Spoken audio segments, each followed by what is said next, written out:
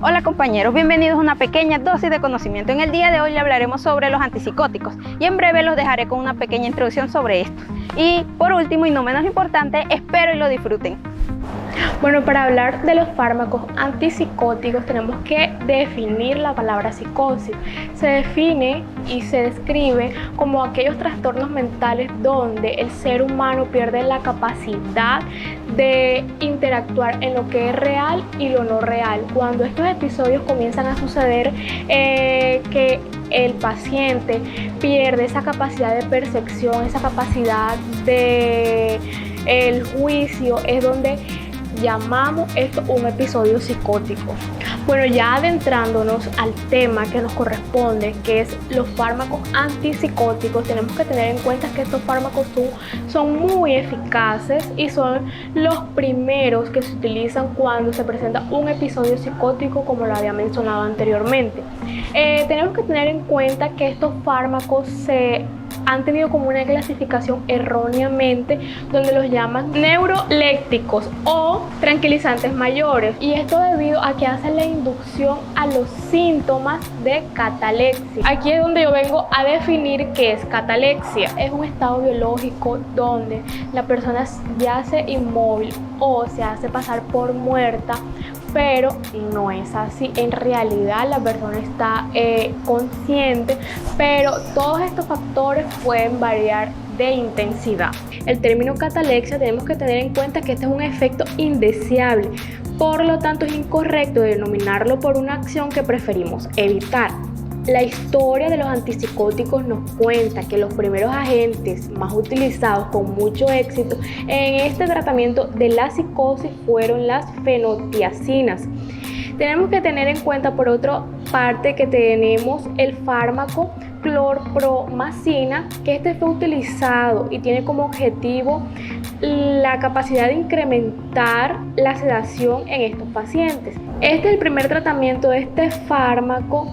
Fue de una típica respuesta tranquilizante en un caso de excitación maníaca. Ahora, con el éxito de este, se desarrollaron otros fármacos sintéticos que poseen similares o más acciones potentes, como son los tiosantenos, como son las buritofenonas, y que posteriormente, con la reevaluación de la clozapina, llegan a los antipsicóticos atípicos o de segunda generación. Y adentrándonos un poco, para dar indicaciones más frecuentes de estos fármacos tenemos primero la esquizofrenia o trastornos psicóticos, segundo desórdenes esquizofrénicos, tercero trastorno bipolar, cuarto manía, agitación psicomotriz, psicosis reactiva, brotes psicóticos, depresión mayor, demencia, delirios. Tenemos que tener en cuenta que en el ítem de agitación psicomotriz, el fármaco más utilizado por vía oral y vía intramuscular es el haloperidol, es el que más se recomienda. En cuanto a las bases bioquímicas de los fármacos antipsicóticos, tenemos que principalmente esto inicia con la síntesis de la clorpromazina a mediados de los años 50. Posteriormente, la síntesis del haloperidol. Esto en cuanto a los antipsicóticos típicos. Mucho más tarde, hacia 1958, pues se sintetiza lo que es la clozapina, pues el prototipo general de los antipsicóticos atípicos. De este modo, pues estos fármacos son clasificados principalmente en antipsicóticos típicos y atípicos. En cuanto a las bases bioquímicas de estos fármacos, tenemos que inicialmente hacia mediados de los años 50 se sintetiza el primer antipsicótico como tal, que es la clorpromazina. Luego de esto se sintetiza el haloperidol y conforman lo que son principalmente los antipsicóticos típicos.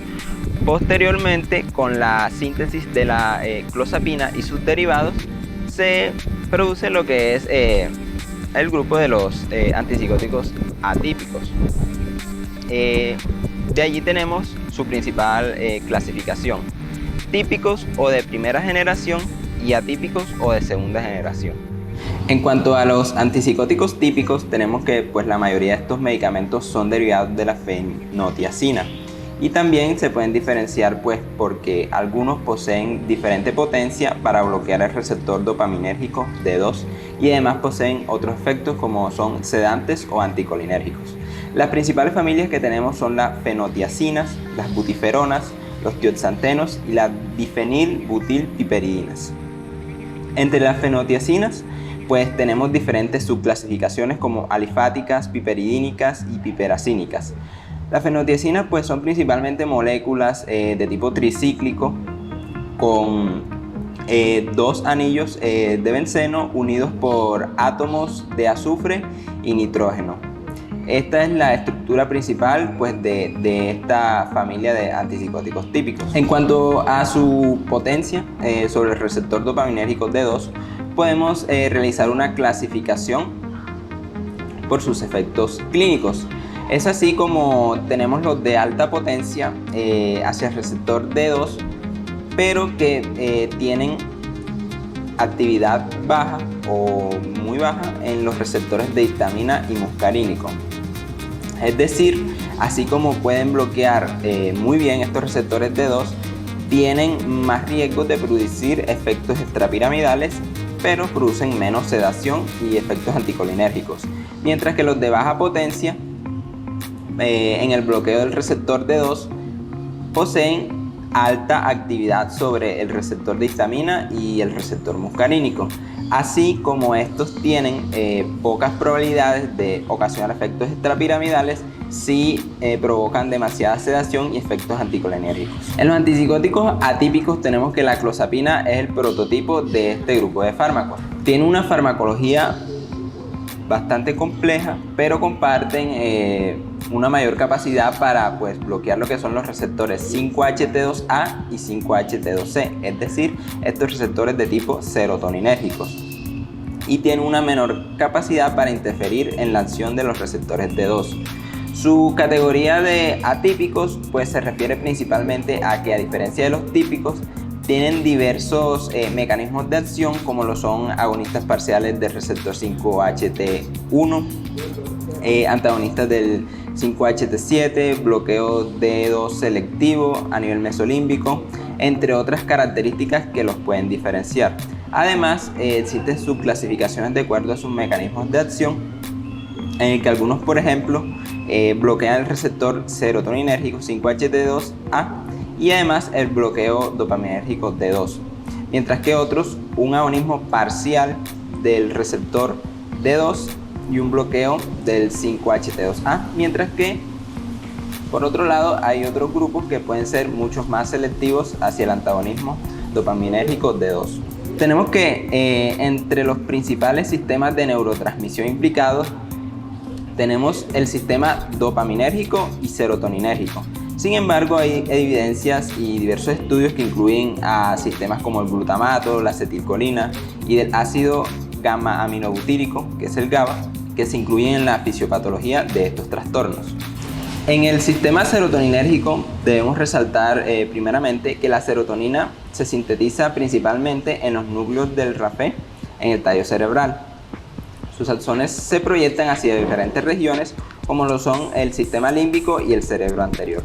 Esta hipótesis serotoninérgica, por decirlo así, se desarrolló a partir de que se observó que el consumo de la dietilamida del ácido lisérgico o LSD podía provocar síntomas similares a los presentes en los trastornos psicóticos.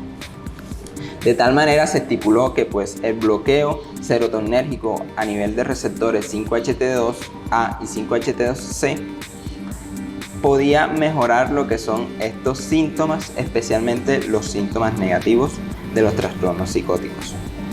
Esto a partir de que fisiológicamente la serotonina es capaz de modular la liberación de diversos neurotransmisores en la corteza cerebral, como lo son la dopamina, la norepinefrina, el glutamato, el GABA y la acetilcolina.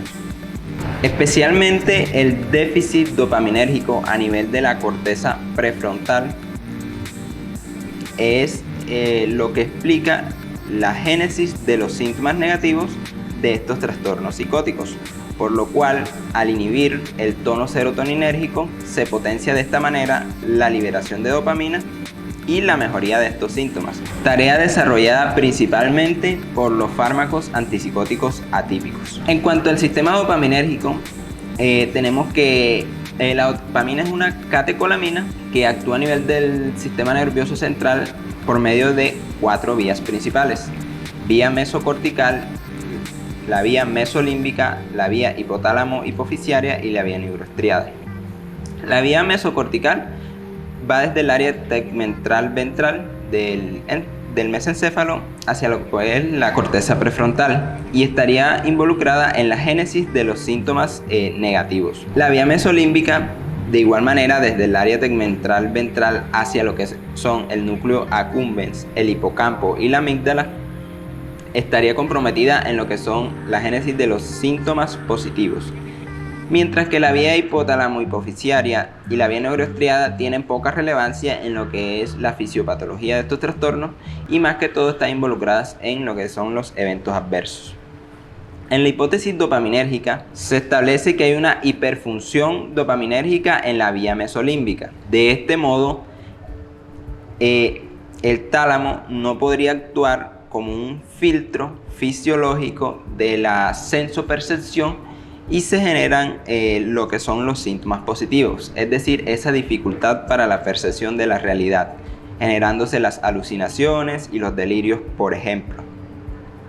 Mientras que habría una hipofunción dopaminérgica en la vía mesocortical. Recordemos que esta vía está implicada con funciones afectivas y de la cognición, es decir, que esta hipofunción generaría lo que son los síntomas de retraimiento social y de déficit ideatorio en algunos casos. A partir de esto, los fármacos principalmente típicos en este caso y los atípicos también actuarían a nivel de la vía mesolímbica como antagonistas o agonistas parciales.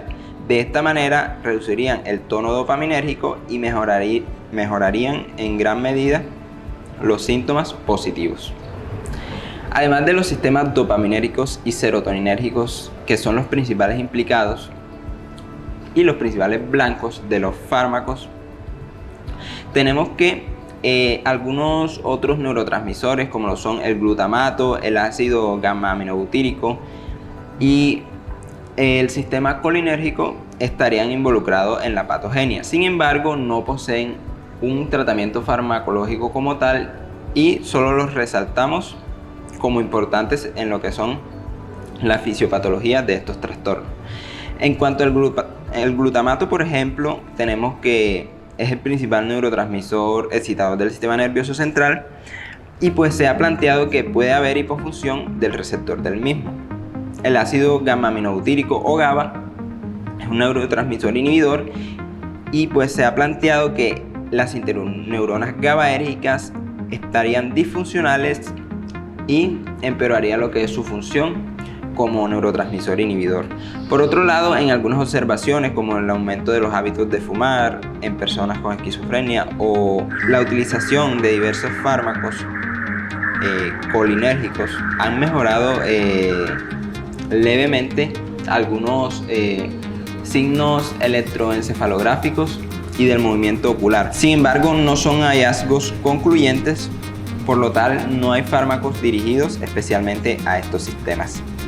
Bueno, en cuanto al mecanismo de acción, tenemos que todos los antipsicóticos, a excepción de la pimavanserina, para la psicosis y la enfermedad de Parkinson, comparten un mecanismo de acción común, pero no único, la modulación de la dopamina. Actualmente, esta reducción en la neurotransmisión dopaminérgica se da por medio de uno de dos mecanismos: el antagonismo de los receptores de tipo D2 dopaminérgicos o el agonismo parcial de estos receptores de tipo D2 dopaminérgicos, como el caso del aripiprazol, el brexpiprazol y la carbamazepina.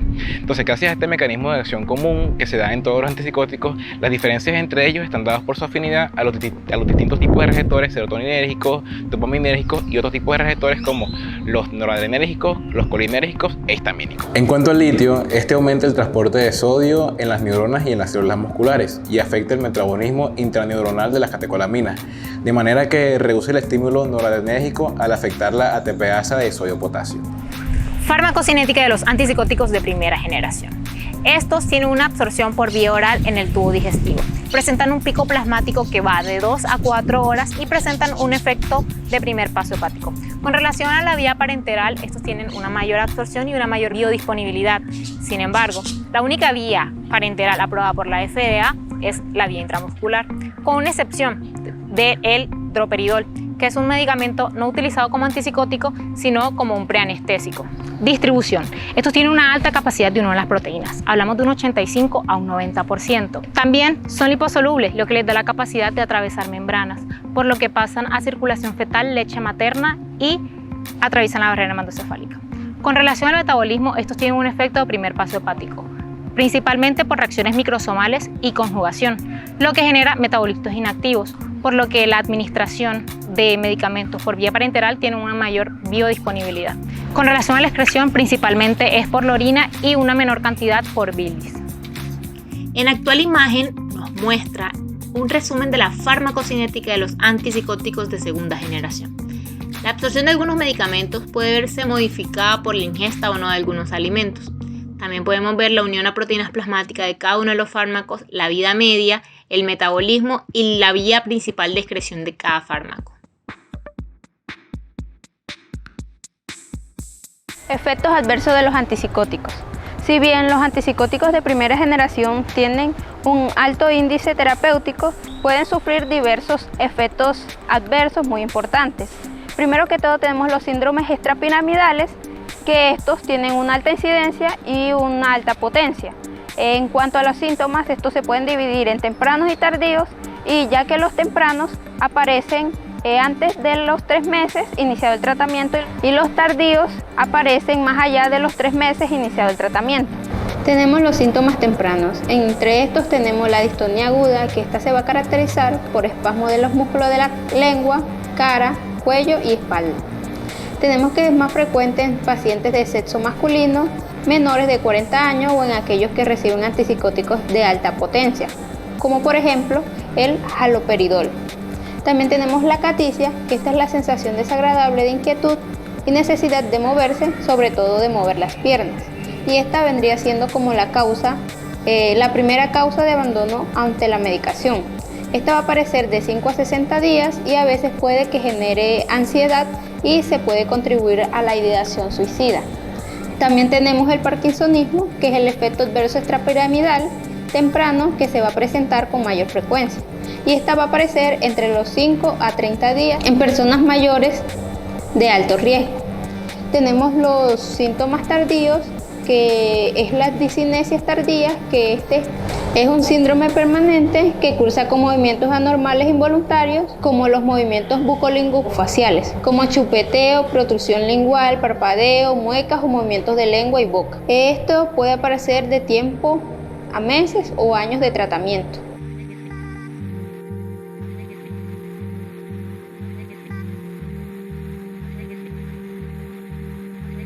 Manejo de efectos adversos. La distonía aguda.